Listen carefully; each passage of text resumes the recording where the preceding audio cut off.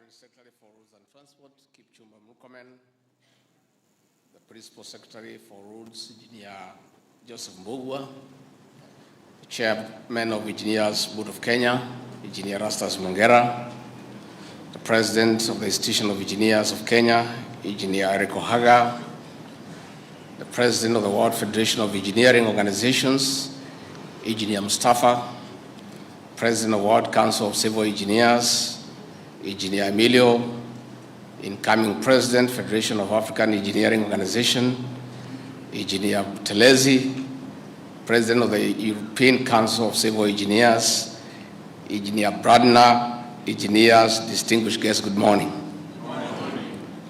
You know, when CS Kipchumba Murkomen invited me to this conference, he did not tell me that I'll be addressing so many presidents. I must admit I'm rather intimidated. I'm only used to addressing one president in Kenya, but I'll try to measure up to addressing so many presidents. Please, if I don't measure to your expectation, forgive me. It is a pleasure to address engineers, a gathering of great minds. Our President, His Excellency Dr. William Ruto, sends his greetings and best wishes.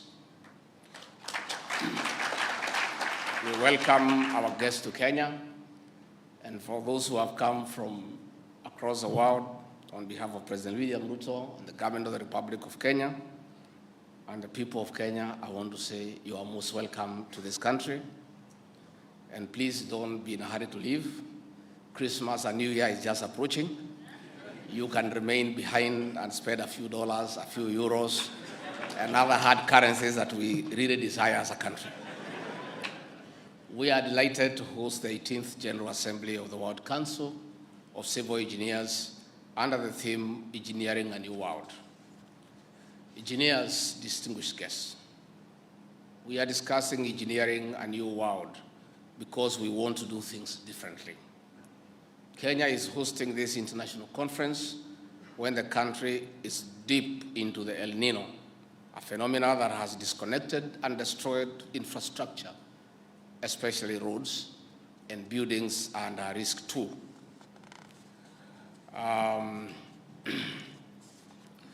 Nature is telling us to rethink our strategy and thus rethink our engineering.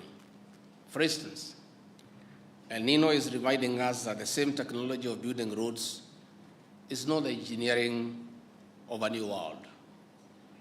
This is important for Kenya and Africa, a region that is rapidly developing. Engineers and distinguished guests, to rethink our engineering, there must be a paradigm shift, especially in the education system, to groom and nurture new talent and skills. In Kenya, for instance, we are implementing the competence-based curriculum, which focuses more on nurturing skills and talents. In such a system, students gifted in science, technology, engineering, and mathematics subjects will be helped to sharpen their skills for better results. Considering that engineering is one of the most expensive courses, we have revised the funding model for tertiary education to enable students from poor economic backgrounds access the course of their choice. In our commitment to deliver reforms in the education sector, we allocated 27.4% of our national budget in the current financial year. Eminent engineers and distinguished guests, World Bank notes that Africa heavily relies on imported expertise in engineering, resulting from poor quality of education and minimal numbers of graduates from learning institutions. Thousands of our students are studying abroad on scholarships and other exchange programs in our bid to strengthen the local capacity for sustainability. This is largely true for most of our African peers. We'll continue to deepen the collaboration with our development partners in enhancing local expertise in various ways as we seek to close the over 7,000 gap of engineers in the country. We are ready to work with the Institute of the Engineers of Kenya in addressing this gap. It is a core that we share with our sister states in Africa if our continent is to actively contribute to development. May I take this opportunity to emphasize that engineering for a new world must be driven by barrier-breaking innovation. Generating new knowledge means we sharpen the existing expertise through intensified research and development. Companies and organizations have no option but to heavily invest in research and development. As the saying goes, a machete that is not sharpened often rusts. Engineers, we note with admiration that Africa is undergoing rapid transformation through multi-billion US dollar projects. Certainly, Africa is a continent of today, not the future, as often said. There are immense opportunities of investment in various sectors, ranging from agriculture, manufacturing and industry, digital technology, affordable housing, affordable health, among others. We are excited that partners are working with us in investing in these areas. On the other hand, Kenya has just emerged from one of the longest droughts in 4 decades. A number of countries in Africa are facing crises linked to climate change, a factor that is negatively impacting on socio-economic growth. While implementing massive development projects, environment-conscious approach in engineering is inevitable. People-centered engineering is environment-focused. That is why engineering is about providing quality of life, not driving humanity to extinction.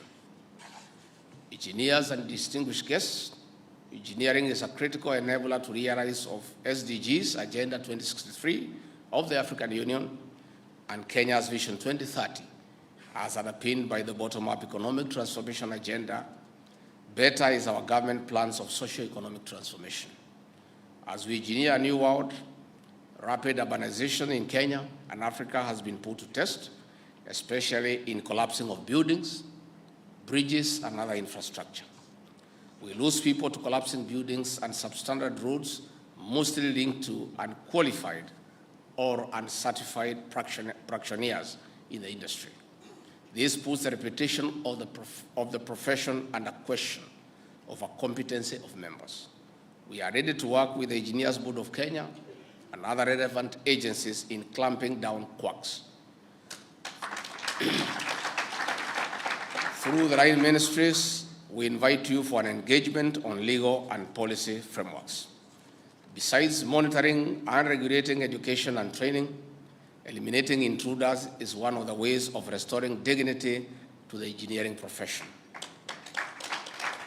On this note, I wish to declare the 30th Institution of Engineers of Kenya Annual International Convention and the 18th General Assembly of the World Council of Civil Engineers officially open.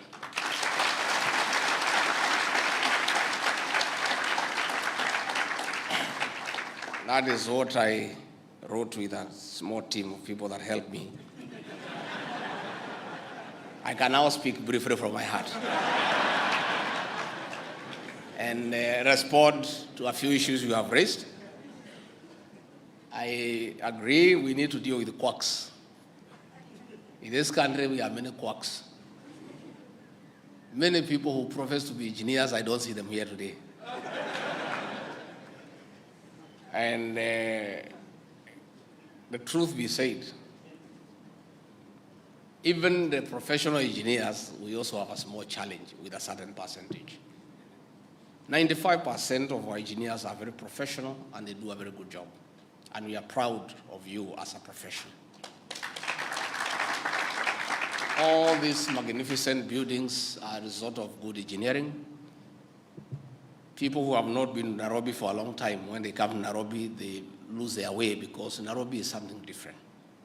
The Thika Superhighway, the Express Highway, Times Tower, KICC, a building that was put in 1972, still a magnificent piece of architecture and good engineering. And we are really very grateful to the profession. But we have a 5% of engineers who are not very straight. They are not truthful. They lack integrity. They connive with contractors to compromise standards. We have roads that have been started even before the completion date. There are potholes. And those roads were certified by engineers and paid. What the CS Kipchumba is talking about, the airport, I've seen some people castigating him when he said yesterday what happened about JKIA. But that is the truth.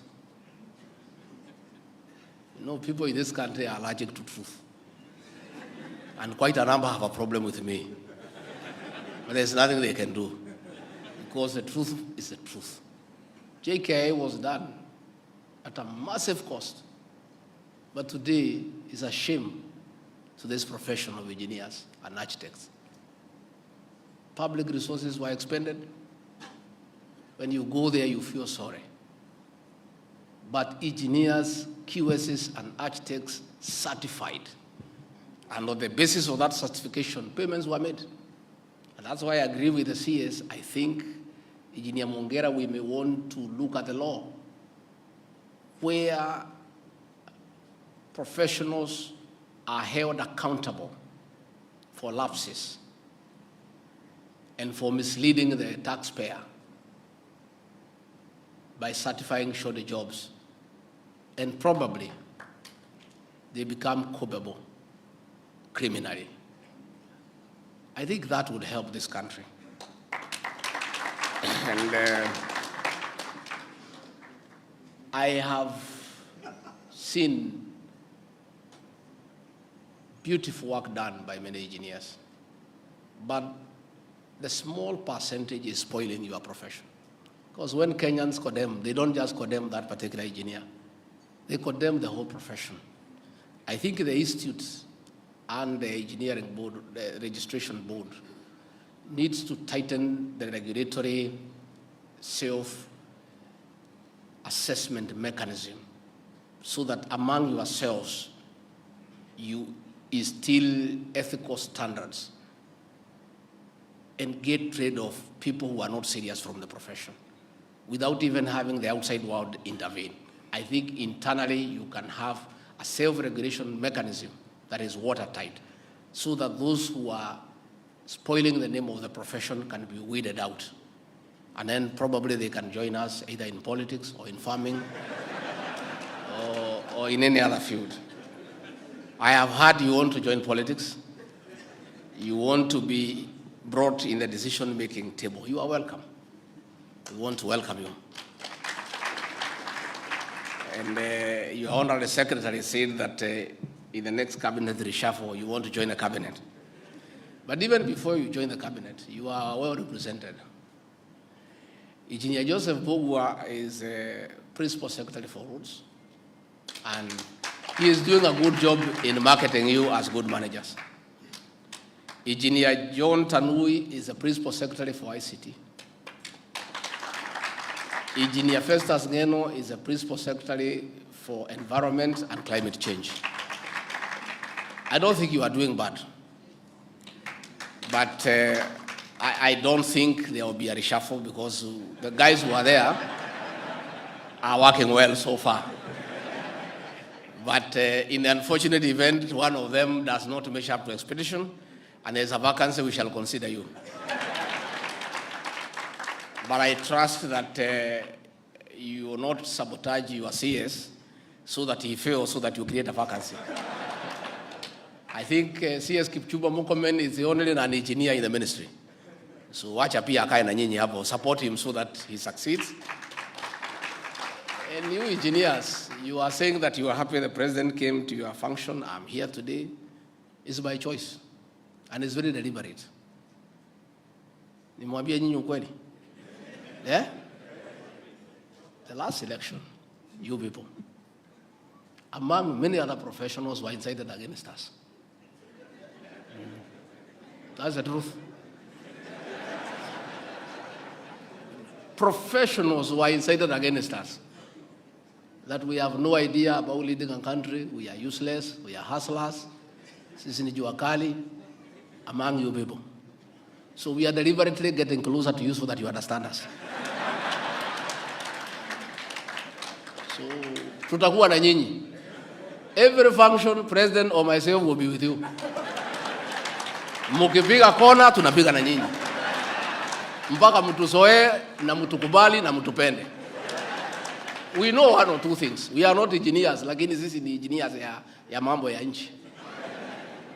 We are not in your league, but we also have our own political engineering. So we are going to be near you. And you can see, we are not that bad. Tunajua kitu. So we'll continue engaging with you because you play an important part in our economic development.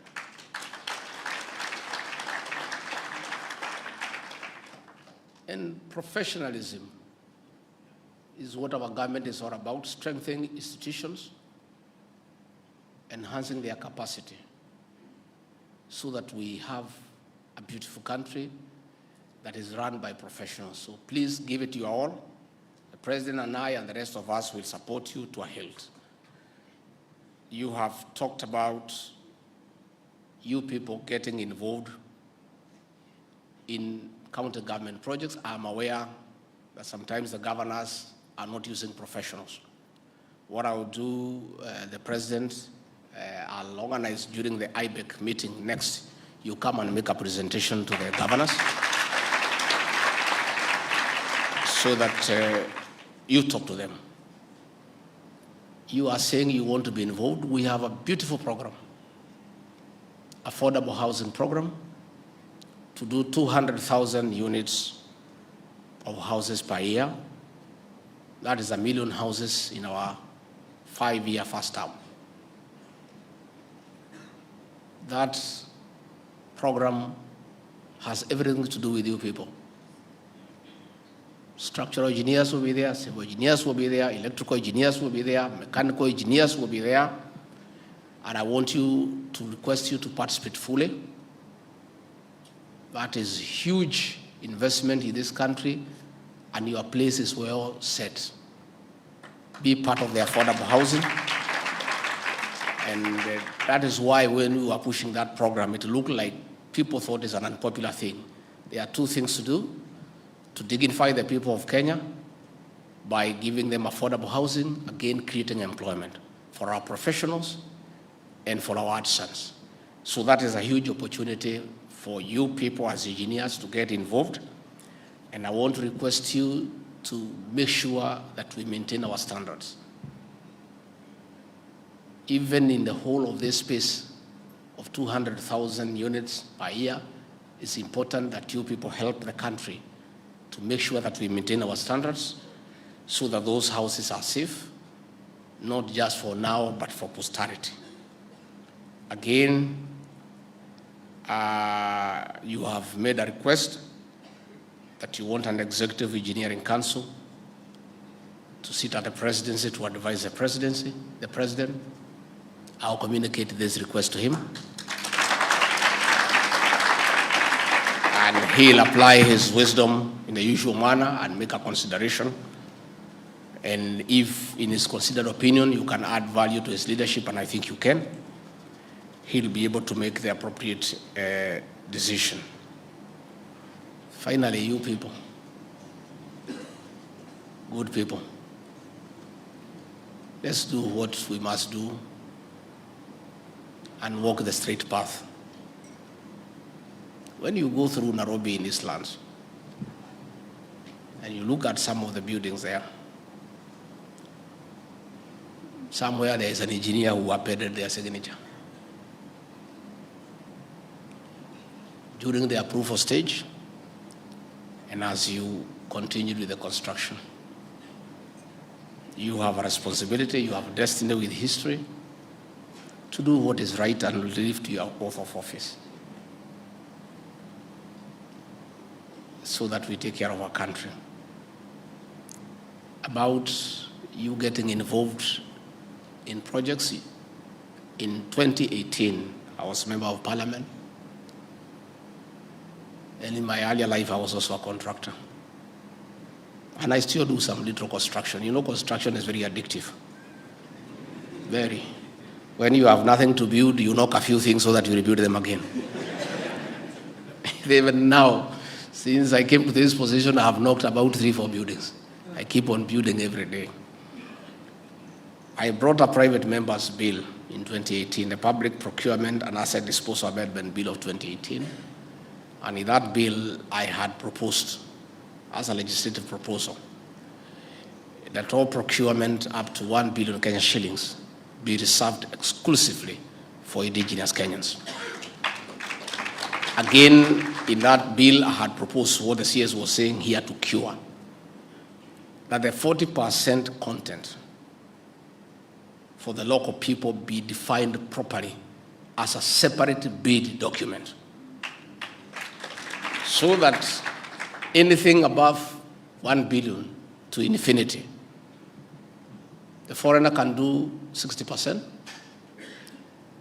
the local person can do 40%, but there are 2 bid documents in one, so that the foreigner will get the 60%, the local person who will join jointly at 40%, but paid directly by the employer. That bill was defeated, was thrown out in the Finance Committee when we had changes through the handshake nonsense. And these people came because they don't understand anything to do with investment. They came and killed that bill. And now that we are in government, me and the CS and the leader of majority in the National Assembly, I think we need to work on that CS immediately to make it very clear that the foreigner cannot shortchange the local person.